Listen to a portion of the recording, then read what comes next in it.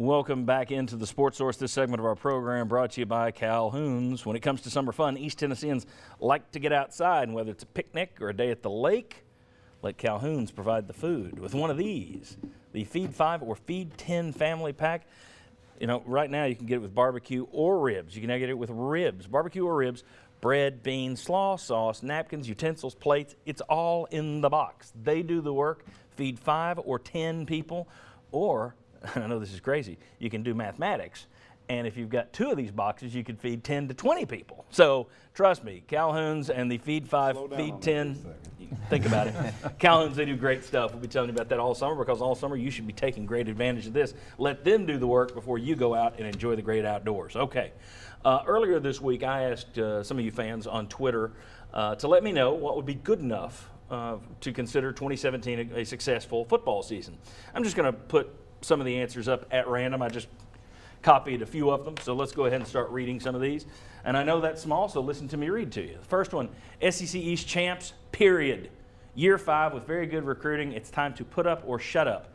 The next one, I can see 8-4, 9-3 for this team if injuries are low. Anything more than 9 wins means winning the SEC. I don't know about that. Then you got Atlanta in December at a minimum. Anything less, unacceptable.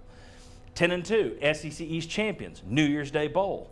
The next one, 8-5 plus a bowl win. Trying to be realistic. Hopefully they will surprise and win the East if injuries don't pile up. Let's go to the next one. All right.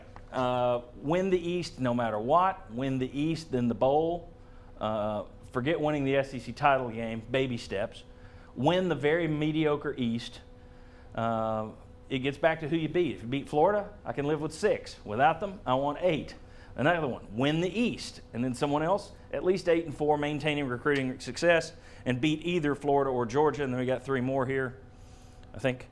Yeah, 8-4 and beat Florida, and beat at least Florida or Georgia or LSU. 8-4 probably realistic, but barely clears the bar. You're still treading water. And SEC East will make the season an unqualified success. Don't drop below 8 wins for the season. All right, you clearly have 2 camps. There's the camp that says, well, we're going to be realistic and 8-9 wins, beat Florida or Georgia. We'll be good with it. Next year's the year. Others are saying, this is it. 10 wins, SEC East, New Year's Day Bowl, anything less is unacceptable. Your thoughts on the minefield that Butch Jones will have to navigate this year in terms of fan expectations? I'm afraid one of your groups of fans is going to be very disappointed. I think so too, yeah. I like the one 8-4 and beat one of Georgia, Florida, or LSU.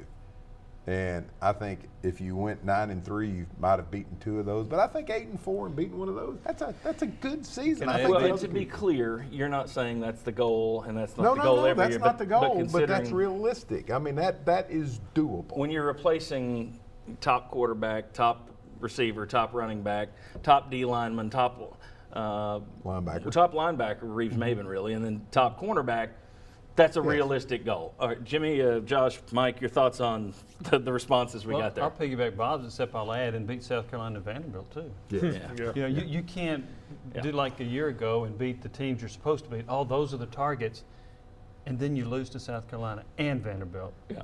Now losing to one's more acceptable, but when you've got something on the line and you lose to both of them, I mean, you had the East Division on the line with South Carolina. You had a Sugar Bowl on the line with Vanderbilt. You lose both. You can't do that. Can't blow it in the ninth. Yeah, I think the 8-4, 9-3 response, part of that message is the don't embarrass us, don't disappoint us like happened a couple times last year. I think that's part of the message. 10-2 or better, winning the East or bust, I think that's setting yourself up for disappointment.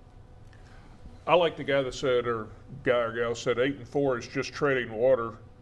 But I think in this is a season where if they tread water at 8-4, that's tolerable. I agree. There are years in programs, you know, everybody wants to compare you to Alabama, and that's the curse of Nick Saban for every coach in America. And Urban Meyer is about the only other one that has this kind of year after year success. But most programs, even the big boys that have been established and usually finish in the top 10, top 20, they all have those years where, okay, you had guys leave early for the pros, you had a quarterback leave, so you just want to maintain and reload rather than completely rebuild. If this turns into a reloading year for Tennessee, 8-4, 9-3, I agree, people should be accepting of that. But clearly there's a group that will not. I And think then we're gonna raise hear from them. expectations for 2018. Yes, exactly. I think to me, year 6 is bigger than year 5, but we'll see. All right.